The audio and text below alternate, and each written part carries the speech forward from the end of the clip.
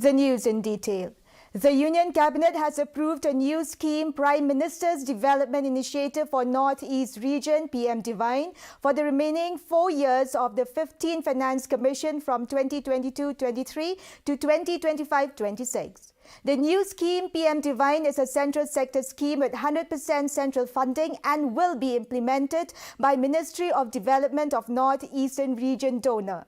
The PM Divine scheme will have an outlay of 6,600 crore rupees for the 4-year period from 2022-23 to 2025-26, the remaining years of 15th Finance Commission period. PM Divine will lead to creation of infrastructure, support industries, and thus leading to employment generation. सत्र में budget के समय 2022-23 में वित्त मंत्री जी ने की थी। पीएम डिवाइन योजना को भी मंजूरी आज केंद्रीय मंत्रिमंडल ने दी है प्रधानमंत्री मोदी जी के नेतृत्व में, और ये 100% केंद्रीय वित्त पोषण के साथ साथ एक सेंट्रल सेक्टर स्कीम है।